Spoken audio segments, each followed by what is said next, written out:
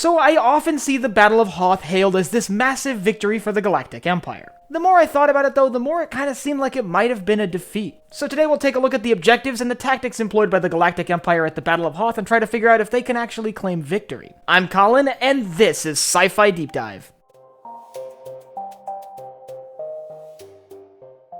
Remember, if you enjoyed this video, to head down below and hit that subscribe button. So many people claim that the Battle of Hoth is this triumphant victory for the Empire. After all, they drove the rebels off the planet and scattered the Rebel Alliance to the wind. But when we look at the battle deeper, was it really an Imperial victory? Now, you may remember a couple months ago I made a video about the Battle of Geonosis, and this will be fairly similar. We're going to look at what the Empire really wanted to achieve with the battle, and ask ourselves if they really did achieve their goals. So let's start with the leadership on the Imperial side. The Imperial forces attacking the rebel base on Hoth were part of Death Squadron. Death Squadron is Darth Vader's personal fleet of Star Destroyers, and is headed by the Executor, an Executor-class dreadnought. Along with the Executor are 15 Imperial-class Star Destroyers of various designs. Both Imperial 1 and Imperial 2s are among their numbers. Meanwhile, the Rebel Alliance are held up in a secret base on the ice planet Hoth. This base is protected by a shield generator that prevents orbital bombardment, and they are fairly well dug into the side of a mountain. We see they have most of their equipment landed and hidden on the planet in places where it wouldn't be as visible from orbit.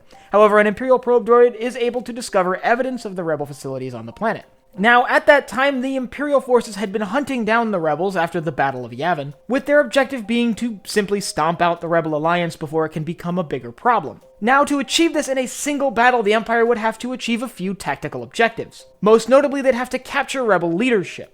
Capturing Rebel leadership would be like cutting the head off the snake and force the Rebel Alliance for at least a short period of time into total disarray. Even though the Rebel Alliance seems to function on a more council-based system, I feel like capturing many of their leaders would still send shockwaves throughout the faction. On top of that, it would be useful to destroy a significant amount of military equipment that the rebels had amassed. Even if this doesn't crush the Rebel Alliance totally, it would greatly deteriorate their ability to fight battles in the future. And maybe most significantly, they need a very visible defeat of the Rebel Alliance, where they can show the weakness of the Rebel Alliance against the Imperial cause and make the claim that any planet that rebels against the Empire will meet the same fate. So when the Imperials arrive at system, they jump into the system a little bit too close to the planet of Hoth, and their presence is quickly detected by the rebels. The rebels are able to raise their planetary shield and prevent the Imperials from simply being able to bombard them from orbit. The Imperials would at that point have to land outside the shield and carry out a ground assault to attempt to destroy the shield generator. This ground assault would be carried out by Blizzard Squadron, a special segment of the Imperial 501st, which is specifically designated for cold weather operations. In their ground assault, the Imperials utilized a number of AT-AT walkers in an attempt to destroy the facilities tied directly to Echo Base. The Rebel defense was always focused on stalling the Imperial attack long enough for Rebel forces to escape. They did so using an ion cannon and briefly lowering their shield to fire through it. This allowed them to disable key points of the Imperial blockade and slip their forces through. Now, we're not certain that every Rebel transport made it off the planet, but it seems like most of them did. So the Imperial ground forces carried out a slow, meticulous assault that involved slowly crawling toward enemy lines behind large sheets of blaster-resistant armor,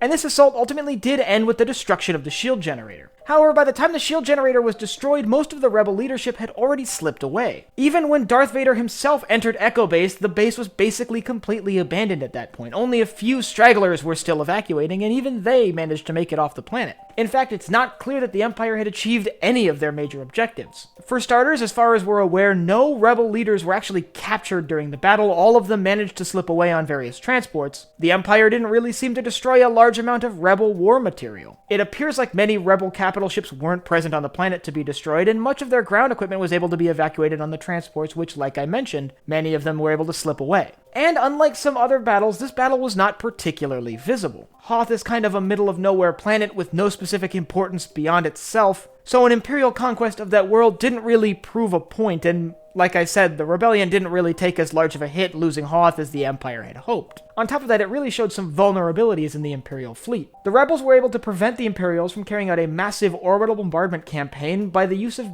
pretty simple shield technology. This shield generator system was able to be set up in the middle of nowhere with relatively limited power, minimal infrastructure to support its construction or installation. And even with an Imperial blockade in place, the rebels were able to escape the planet using their ion cannon to disable Imperial ships. Ultimately, this proved that the Imperial forces were unable to contain the Rebel Alliance. So while the Empire may have ultimately captured Hoth and been able to raise their flag over Echo Base, they had basically just gained control of an empty snow fort. Now, the Empire could have claimed victory in this battle had they changed their target. If instead of targeting the shield generator, they had targeted the ion cannon, it would have likely made their blockade far more feasible in preventing rebel ships from escaping. At that point, most of the rebel transports would have likely been destroyed in orbit by the Imperial blockade. So, while Hoth is often lifted up on a pedestal as the Empire's greatest triumph during the Galactic Civil War, I don't really think it deserves that position. While not as damaging to the illusion of Imperial strength as something like the Battle of Yavin, it definitely showed some key flaws in the Empire's ability to contain the Rebel Alliance. And it's actually one of a few Star Wars battles that seem like a victory for one faction and really aren't quite as cut and dry. The other one that comes to mind is the Battle of Geonosis, which is often claimed as a Republic victory.